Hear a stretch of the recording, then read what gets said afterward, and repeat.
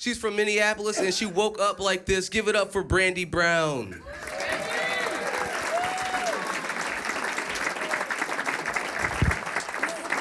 Happy Kwanzaa, everyone. All right, that's for Earl and the one black woman I saw come in. Good job. All right. Whew. On to the jokes. So I used to work in advertising, and more than once, someone would walk up to me and be like, "Hey, Brandi, don't you wish you could go back and work during the time of Mad Men?" And for those of you not familiar with the TV show Mad Men, it takes place at an advertising agency in the 1960s. So I would not like that at all. I'm a huge fan of my current rights. Why would you ever walk up to me and say that? I have never walked up to a white person and been like, "Ma'am, don't you feel trapped in a Tyler Perry movie?" "Sir, doesn't your life feel like an episode of Moesha?" Never, not even once. So I recently took a road trip to Iowa because sometimes dreams don't come true. And I realized something.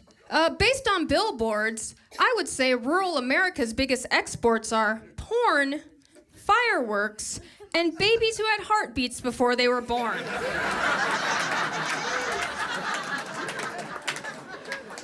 No idea which exits have the babies, but wherever it is, there's probably a Culver's.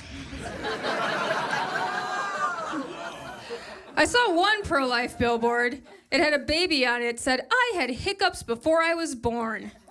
And regardless of your view on the topic at hand, I think we can all agree that is a terrible ad.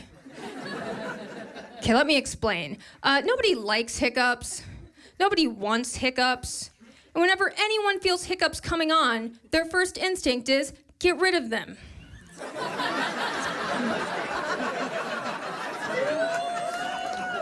It's not a good ad. I worked in advertising, I should know. My favorite holiday is St. Patrick's Day, mainly because it's the one day each year that a car full of white people is more likely than a car full of black people to get pulled over by the cops. That is very exciting to my people. Am I right, black friend? We'll talk about it at the meeting later. I said that in a town about 60 miles west of here, and they were cool all show until I said that, and then just nothing. Silence. And I realized the problem. I was like, wait a minute, you guys have never seen a car full of black people. They're like, no, we have none of the associated stereotypes. Like, to them, a car full of black people was me and possibly the president in a smart car. They were like, you get pulled over because he's famous, people want to meet him? All right, yeah, that's annoying, we'll go with you on that, all right. All right. So just in case you're wondering, post-racial America is in Dassel, Minnesota, where they literally do not see color. Recently on Facebook, I saw a woman post that her son went missing, and they found him, and he was okay, so you can laugh at the rest of the joke.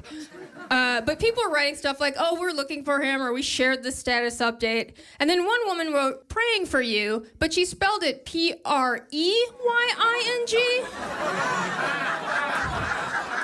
I was like, whoa, that sounds way worse than the initial problem.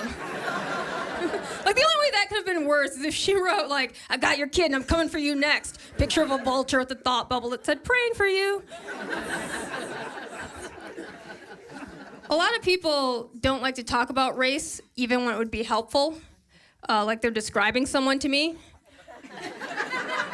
And that's annoying. I have a friend who happens to be white say, hey, I think your friend is really cute. I don't remember his name, but he's kind of tall, dark hair, probably good at basketball.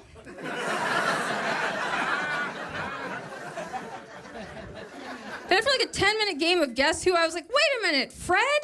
The black guy from my job? She's like, yeah. I was like, why didn't you say the black guy? We're in Minnesota. She goes, oh, I didn't want to be racist. I was like, wow, that's so courteous considering you had no problem wasting my time. Whatever. So I was at her house, and I saw a mouse in her kitchen, and I was like, hey, Jane, saw something in your kitchen, gray hair, kind of twitchy, probably not on meth. And if you knew where she lived, that actually did narrow it down. Whiskers, a tail. She was like, a mouse? I was like, yeah. She's like, why didn't you just say that? I was like, could have been a rat. Didn't want to be specious.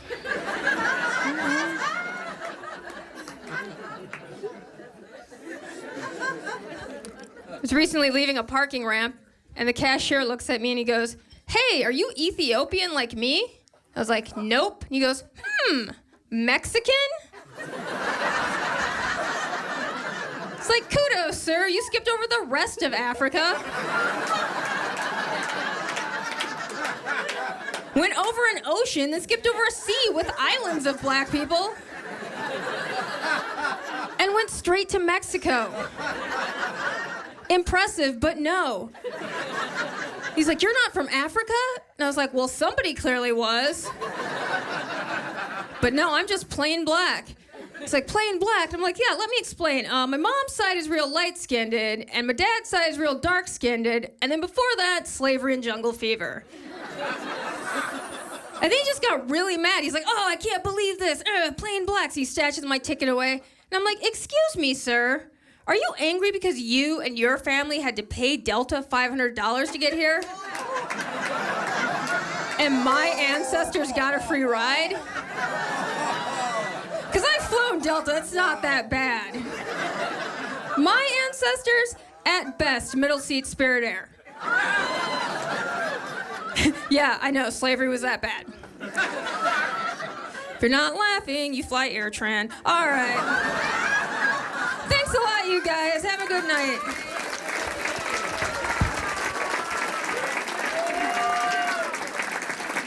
Brandi Brown.